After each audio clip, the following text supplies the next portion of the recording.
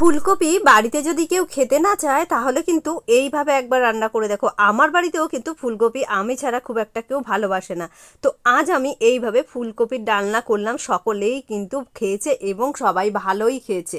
প্রথমে ফুলকপিগুলোকে এইভাবে কেটে নিয়েছি, ভালো করে জল দিয়ে এইভাবে 2-3 বার ধুয়ে নিয়েছি। টমেটো, আদা, ক্যাপসিকাম আর আলু কেটে ছুলে রেডি করে রেখে দিয়েছি। আর এইদিকে সাদা তিল আর কাজু বাদাম ভিজিয়ে রাখলাম জলে, পেস্ট করে নেব। আর এইদিকে একটা বাটিতে ফুলকপিগুলোকে দিয়ে মিনিট 5 ভালো করে ফুটিয়ে নিলাম। এটা কিন্তু পুরোপুরি সেদ্ধ করব না, একটুখানি ফুটে উঠলেই আমি এটাকে নামিয়ে রেখে দিয়েছি, তারপর জল ঝরিয়ে। এবার একটা কড়াই ভালো করে গরম করে তার মধ্যে আমি প্রথমে আলুগুলোকে ভেজে নেব।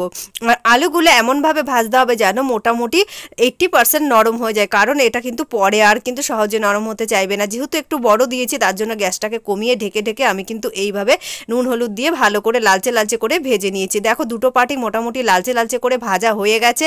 এবার এটাকে আমি অন্য একটি পাত্রের মধ্যে তুলে নেব। আর এই তেলের মধ্যে আমি এবারে ফুলকপিগুলোকে ভালো করে ভেজে নেব। ফুলকপিগুলো কিন্তু আমি জল ঝরিয়ে নিয়েছি ভালো করে, না হলে কিন্তু ভীষণ জল ছিটকে ছিটকে আসে ফুলকপি থেকে। তো এইবার আমি প্রথম দিকটায় হাই ফ্লেমে দিয়ে বেশ ভালো করে এটাকে ভাজার চেষ্টা করব। মিনিট 5 হাই ফ্লেমে দিয়ে একটু নুন আর একটুখানি হলুদের ছিটে দিয়ে এটাকে এইভাবে ভাজতে থাকলাম। তারপর মোটামুটি জলটা যখন কমে আসলো তখন গ্যাসটাকে কমিয়ে দিয়েছি। মাঝারি আছে, একদমই কমানো যাবে না, মাঝারি আছে। এই দেখো লালচে লালচে করে ভেজে তুলে নিয়েছি অন্য একটি পাত্রের মধ্যে। এবারে এই তেলের মধ্যেই আমি 4 টুকরো মতো ক্যাপসিকাম একটু বড় বড় করে কেটে এর মধ্যে দিয়ে একটুখানি নেড়ে চেড়ে ভেজে অন্য একটি পাত্রের মধ্যে তুলে নিলাম। ক্যাপসিকাম ভাজা হতে কিন্তু একদমই সময় লাগে না। এবার একটুখানি গোটা জিরে ফোড়ন দিয়ে দিলাম এর মধ্যে। আর এর মধ্যে দিয়ে দেব আদা বাটা।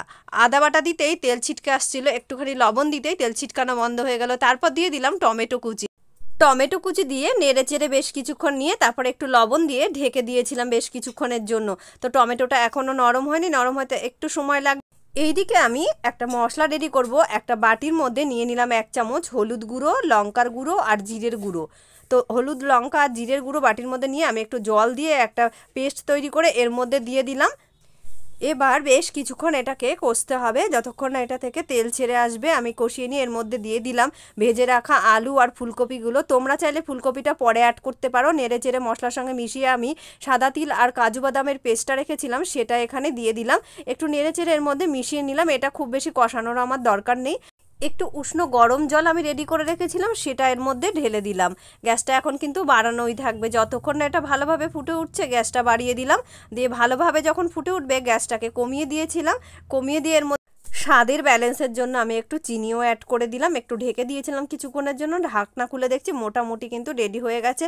আর জলটা আরেকটু শুকাতে হবে যাতে ঝোলটা একদমই গাঢ় গাঢ় হয়। তো মোটামুটি দেখো হয়ে এসছে। ওপর থেকে আমি কিন্তু ধনেপাতা দিইনি, কাসুরি মেথি দিয়েছি এর মধ্যে। খুব সুন্দর একটা গন্ধ আসছিল। এবার আমি নামিয়ে নিলাম অন্য একটি পাত্রের মধ্যে আর গরম গরম ভাতের সাথে